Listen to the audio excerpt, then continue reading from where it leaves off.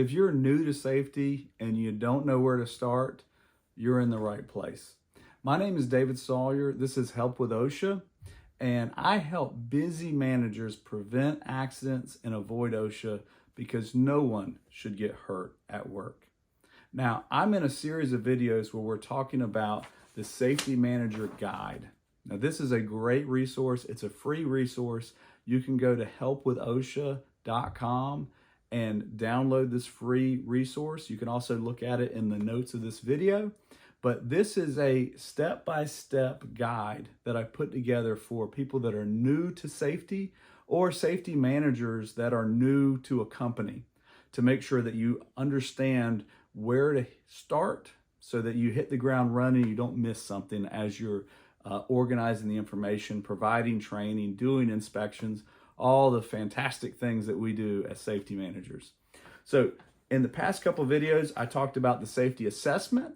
I also talked about going through records. In this video, we're talking about step number 3, which is really important. This is where we prioritize programs and training. So the first 2 steps, while they're individual steps, they're kind of linked together where you're doing an assessment to determine the hazards of your workplace. We got to figure out where people are going to get hurt. We got to look at past information of where people have been hurt in the past so that we can understand what we need to do to prevent accidents. Because that's our goal. Our goal is to prevent accidents. If we do our job and nobody gets hurt, OSHA's not going to show up. Nobody's going to have accidents. Everyone's going to be happy. That's what we want. But when you look at OSHA and you look at safety, sometimes you feel a little overwhelmed because there are a lot of requirements. There's a lot of programs. And so when I go in and I help a new manager and I coach a new safety manager on what to do, so many times that manager is wearing multiple hats, right? Maybe it's a maintenance manager, maybe it's the HR manager, maybe it's a QC manager. Oftentimes the safety hat gets given to somebody that's wearing multiple hats. It can be overwhelming. So I want to make sure we prioritize where is somebody going to get seriously hurt. Now, every company is different, and depending on your assessment, when you do your safety assessment, you look at your past accidents, that will give you a frame of reference of where to start. But these are the 3 areas that tend to be the biggest problem with companies, okay? Number 1, confined spaces. Do you have any confined spaces at your company? Do you have spaces that people go into that require a respirator or require some kind of lockout procedures that go with it? Confined spaces is really top of the list for serious accidents and even fatalities. So we want to make sure we got our hands on that one. The other one is lockout tagout. Every piece of equipment is required to have a specific lockout tagout procedure, and we need to make sure that we have a lockout tagout program in place. And then the third program is fall protection. Those are the 3 big programs. Now, there can be a lot of them. Don't get me wrong. There could be other ones. Your company might have different ones that you would put up there as a top priority. But when we're trying to prioritize, we need to think about 2 things. How severe is the accident going to be? And how probable is the accident? We might have minor accidents where somebody's going to smash their finger, and that's going to happen a lot. But then we might have confined space where we only go into the space once a year, but that could be fatal. So we need to make sure we're prioritizing based on severity of the injury and frequency of the injury. Now, if you were to chart this out on a graph and you have something that's severely up on the severity chart, and then you have something that's high up on the frequency chart, obviously that'd be where we tackle it first. But we need to make sure we're weighting these appropriately.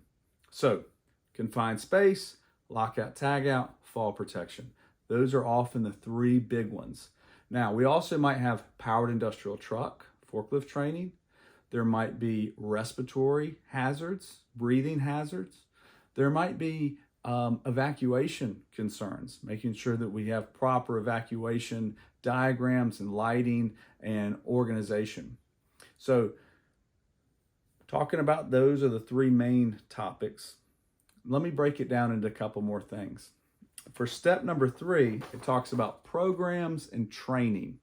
So you have to have a program in place before you can train employees on it.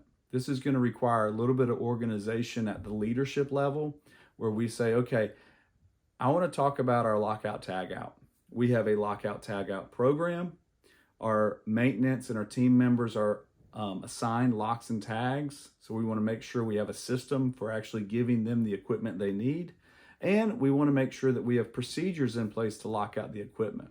So as you can see, there's a multi-layer, system here. And we got a lot of information in this lockout tagout program.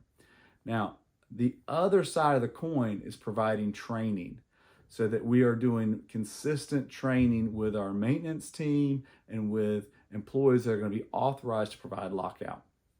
So again, focusing in on what's the seriousness of it, what program am I focused on, writing the program, and then having the training that goes along with it.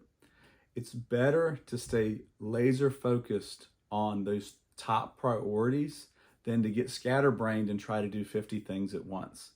That's the reason I love this layout where you have an easy guide to follow, because it's a lot of work. Don't misunderstand me, but I would rather spend 90% of my time on the serious hazards, confined space, lockout, tagout, fall protection, as an example, than to spend 20% of my time on that and the other 80% on forklift and PPE and hearing conservation. It's not that hearing conservation isn't important, but that's not a life or death situation. So we want to tackle the big and prioritize the big first. I hope this has been a helpful video for you. If you have questions, please feel free to reach out to me directly. You can reach me at david@portcitytraining.com. But online Safety Manager Guide, download your free guide. And until we meet again, do what you can to keep everybody at your work safe, because nobody should get hurt at work.